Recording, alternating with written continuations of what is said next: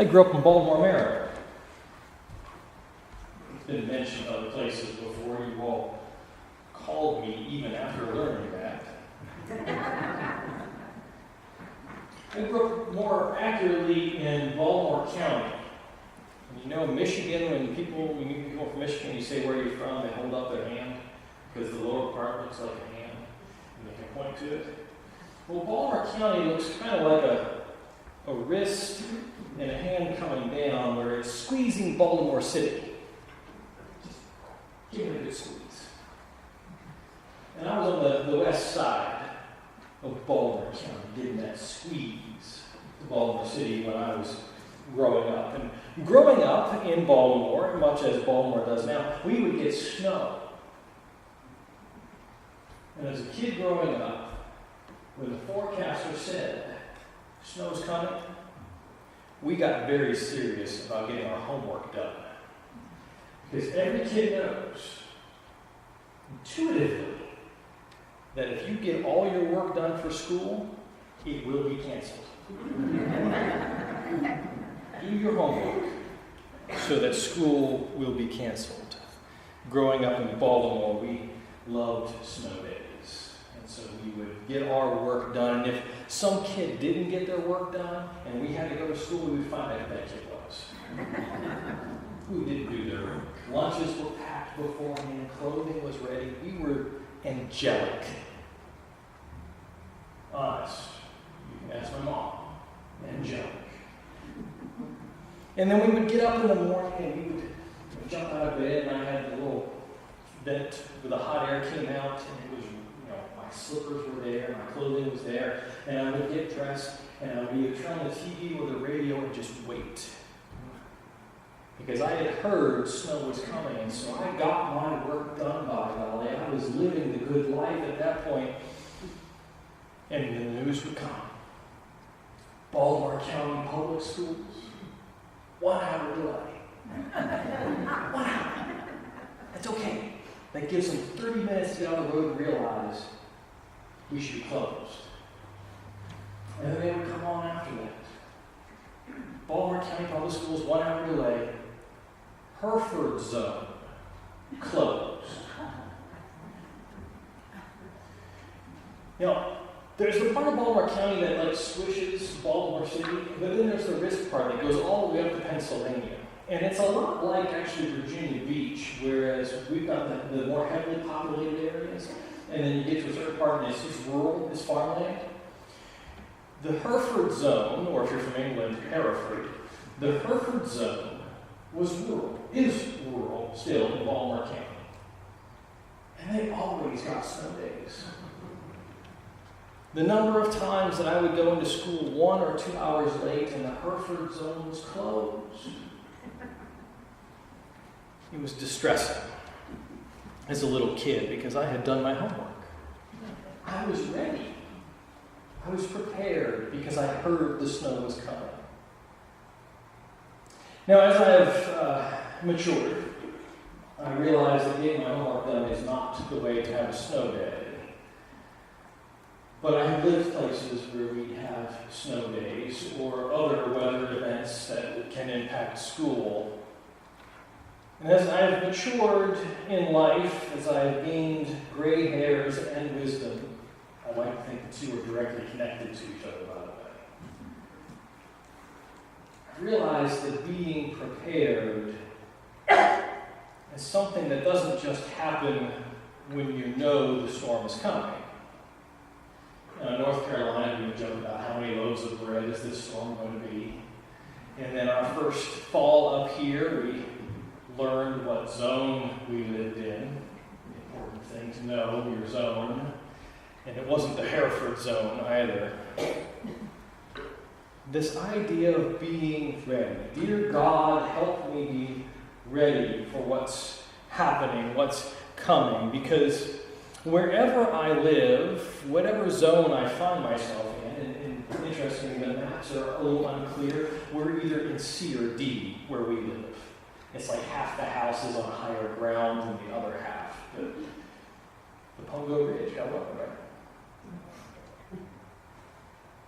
Help me, God, to be ready for what it is that is coming, to be prepared, to have all the bread and toiletries and ice removal kit and anything else I might need. Help me to have the faith that's necessary for that which is coming. The second scripture reading for this morning comes to us from the 7th chapter of the Gospel according to Matthew. It will conclude the chapter, and it will conclude Jesus' Sermon on the Mount. Everyone then who hears these words of mine and acts on them will be like a wise man who built his house on rock. The rain fell, the floods came, and the winds blew and beat on that house, but it did not fall, because it had been founded on rock. And everyone who hears these words of mine and does not act on them will be like a foolish man who built his house on sand. The rain fell, and the floods came, and the winds blew and beat against that house, and it fell. And great was its fall. Now when Jesus had finished saying these things, the crowds were astounded at his teaching. For he taught them as one having authority, and not as their scribes. May God's blessing rest upon the experiences of Scripture. May it guide the meditations of our hearts and the words of my lips. Sermon on the Mount. Whether it was one continuous sermon, whether it was a collection that Matthew has woven together for us, we have this image of Jesus taking disciples and followers and anyone else who's passing by up the mountainside to that thin space between us and God and preaching. There are some ministers that on this day are actually doing the entire Sermon on the Mount. That is their sermon. They're reading it to the congregation. One fell swoop. Because in this Sermon on the Mount in Matthew's Gospel and the Sermon on the Plain in Luke's Gospel is the entirety of the good news encapsulated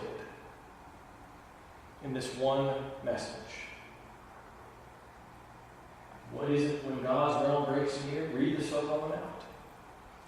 And so Jesus concludes this sermon, this whole of gospel experience. You know, we're taught that we're supposed to have a 30-second sermon so you can preach to someone in the elevator if you've ever been there.